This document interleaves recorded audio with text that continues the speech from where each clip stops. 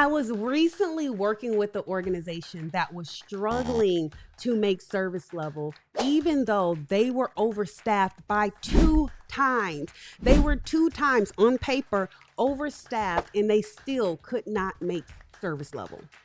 They couldn't figure out why. Why data is not optional when it comes to your workforce management strategy.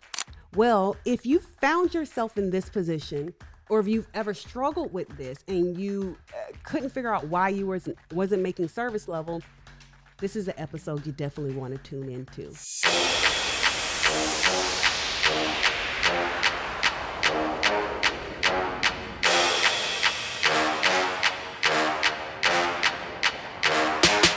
Hey guys, welcome to WFM Tipsy Thursdays. I am your show host, the Contact Center Whisperer, the CEO and founder of Solid Rock Consulting, and I'm super excited to welcome you guys. This episode is brought to you by Verint, which is a leader in CX automation, and later I'm going to get to show you all the good details around data insights and data bots and all of those different things, so make sure you stick around for that. What I really want to talk to you about today is why data is not optional when it comes to your workforce management strategy. Okay, it's just not optional. It is a requirement.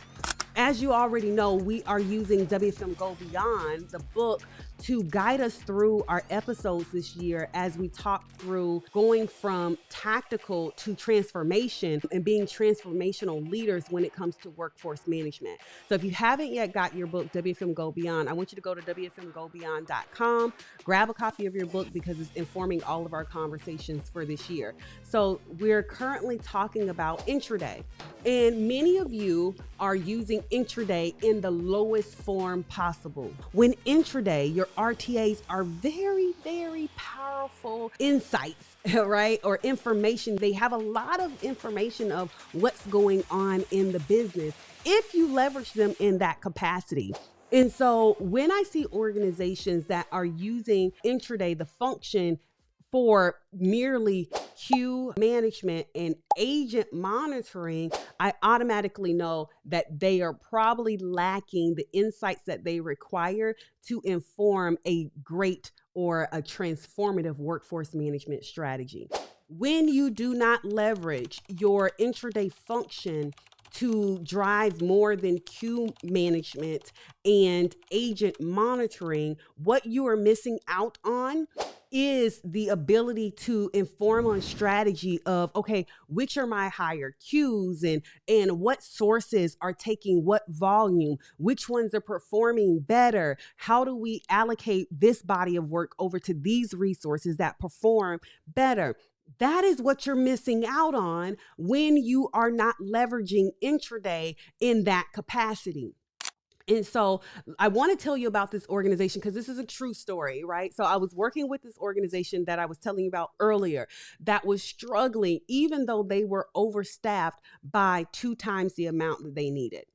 And so when they called me in, they said, hey, this is what we're struggling with. This is what our pain point is. And we also are trying to really revamp and build up our workforce management discipline inside of our organizations. We're taking on a lot of new business. And so getting it wrong just isn't an option for us anymore, right? Also, overstaffing and just throwing bodies at the queue is not an option either, because that could be costly, right? And so we need to be actually very strategic and thoughtful in how we direct, right, our workforce. Workforce being not just humans, but the AI that we're leveraging. How do we be more thoughtful and planful in that arena? And so the very first thing that the Contact Center Whisperer does in true contact center format is show me the data. Somebody type that, right? Show me the data. That's what I want to see. Before I can inform you on strategy, I need to see your data. Really simple, right? Really simple. I need to see your data. And so what am I looking for when I'm looking at your data? The same things that if you had a intraday team that was doing more than queue management or that was doing more calling out agent states, they would be doing as well. But because you use your intraday team in the lowest form, this is most common. So this isn't a shade to any organization that's using your intraday team that way. I'm saying that you have an opportunity to leverage them at an even higher capacity. The very first thing that I did when I went in this organization was say, hey, I need all of your ACD data. Anywhere that your contacts or your customers come into your organization, I want to see this data. So as I begin to look at the data, their queues, I begin to look at their agents, I begin to look at agent states, the sources of where this volume was coming from. I noticed something very interesting. The internal volume, right, or the internal agents took the majority of the volume. Keep tracking with me, right? So overall, the majority of the volume was handled by the internal agents, okay, that belong to the organization or reported to the organization. However, the majority of the volume in the queues that was not making service level was handled by another source of employees, right? Let's call it a BPO. So that was first thing, right? Analyzing the queues. Where is the volume coming from? How much volume are you taking overall? Who's taking what calls? What sources are taking what calls? The next thing that I then said, what's the performance on these queues? So I began to look at the internal agents' average handle time, AHT, and I began to look at the BPO's average handle time in AHT, right? And what I discovered was the internal agents' average handle time was half the amount of time that the BPO's handle time was. So the internal agents' handle time, let's call it 3 minutes, okay? The BPO's handle time was 6 minutes, okay? Double the amount of time. When we looked at, okay, even though the internal agents are taking the majority of the volume, the BPO is handling the majority of the queues that are struggling to make service level, okay? And their AHT is twice the amount of the internal agents, okay? Why am I telling you this story? Because before I could inform on strategy on, okay, we need to do this with the internal agents, we need to redo a skill profile and reskill how agents are skilled together or how queues are, because another thing that we found, right, was queue performance. Okay, so in digging into how agents were skilled, even internally and at the BPO, we saw that, okay, the way your volumes come in, you really need to change how you skill agents. Their skill profiles need to be a little bit differently. You have the majority of your volume coming in on these top 3 queues, but where you're struggling to make service level are at these bottom 3 queues, but those are as far as volume is concerned. However, you have these top queues that drive all the volume skilled with the queues that drive 1% of your volume. So you're never going to make this customer happy that you're taking this queue for. Why? Because their volume is so low that when skilled against this other queue, they're never going to get service. And so we have to change the agent profile, skill profile. And why am I telling you the story? Because before I could inform on strategy, I had to look at the data. And most times what we are doing inside of the business when it comes to intraday is we're saying, okay, this queue is blowing out of control. Let me reskill people. This queue is blowing out of control. Let me reskill people. Oh, this agent isn't not ready. We're running after the problem instead of coming around to in front of the problem and saying, okay, this is how I'm going to deal with this head on very strategically. And so that all boils down to your data. What data did I actually look at to kind of pinpoint what was going on? First, I did a queue analysis. So I looked at the volume by queue. Okay, where is your volume coming in? I know what your aggregate is. I know that you take 1.5 million calls, right? But where is that volume? Then I begin to look at agent and the agent profile to see, okay, well, how are agents skilled, right? And then based on how agents are skilled, who performs, which sources, right? So internal agents versus BPO agents versus AI, if that was a source, right? And so I began to kind of really dig into that and pick that all apart. And what we began to look at and do was, so that informed on my strategy on, okay, if this is the case, then this is the strategy that we need to employ. So if data is so important to informing our strategy, then it is important that we are looking at our data to make sure that we are creating a strategy that supports what is happening inside of the organization.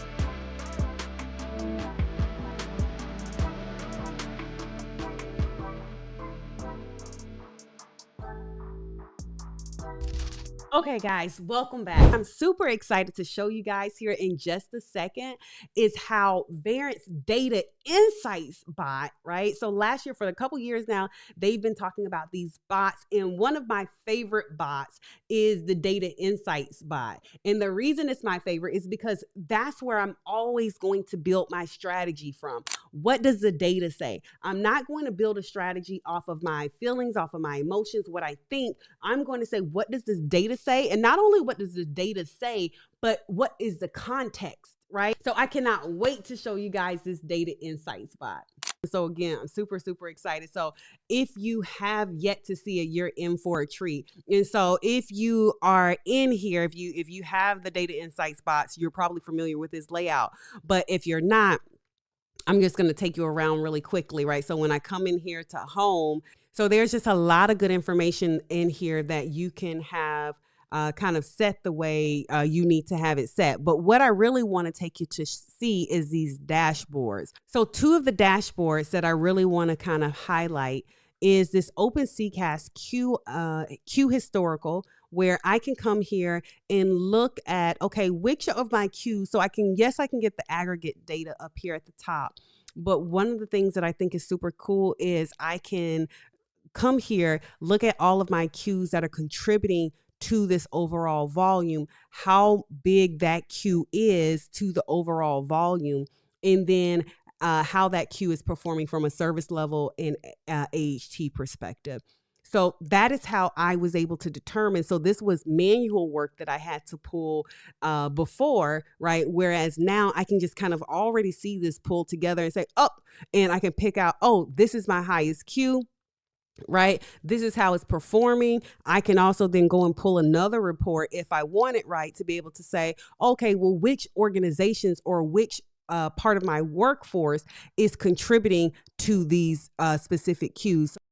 And then the second dashboard that I want to really kind of show is this shrinkage dashboard will allow me to kind of go in here and look at my shrinkage not only by like aggregate total of what's happening, and I'm looking at shrinkage intraday. Again, you could create multiple types of dashboards based on the data set that you're looking for. But then another handy thing that I think is super cool is you can analyze further. So if I click on this right here, I'm going to go analyze further and drive into, okay, well, who were the people who contributed to this? So this is going to pull up another window where I can then see my unplanned shrinkage, right? And I can drill into this by employee and see which employees are really contributing to this unplanned shrinkage. And you can see I have this view here, but I don't really like this view. So now I can also change the view here and say, well, give me just a data table, right? So I can see, oh, this is a list of my top people. If I sort by descending, these are the ones that, so if I take the top 20, the ones that are in hours, really having an impact when it comes to my unplanned shrinkage. So many different things that you could look at when it comes to data. And so again, sometimes people can get paralysis by analysis. And so they're just digging. The thing that I like about the Data Insights Bot is that you can ask it natural questions. You can segment data so that you can inform strategy. Okay, so that is the point of what we're talking about. And that is the goal of this year, what we're talking about when it comes to workforce. We need to move from the tactical nature of what we are doing when it comes to forecasting, scheduling, and intraday, and move into a transformative phase of, okay, how do I leverage my data to transform the strategy that I am informing our leadership on when it comes to driving customer experience, employee experience, and business profitability. So I hope that this was insightful to you. Listen, if you thought Data Insights Bots was as cool as I thought it was, or you have Data Insights Bot and you're like, hey, I need to figure out X, Y, and Z, something, that you're asking about, make sure that you use your Verint University credits, right? I'm going to link to them in the description here on how you can use those credits to get some help when it comes to your data insight bots, as well as your dashboards and all of those different things. And if you are not leveraging Verint for data insights bots and you're like, this would make my life so much easier, especially the shrinkage one. I remember, just don't even get me talking about when I had to manually do this type of stuff back in my intraday days. And now it's here at a press of a button. If you're still in those days where you're manually doing this, there is an answer for you in Verint's Data Insights Bots. So thank you guys so much for tuning into this episode. Until next time, go be great and make sure you make impact. See you guys soon. Bye.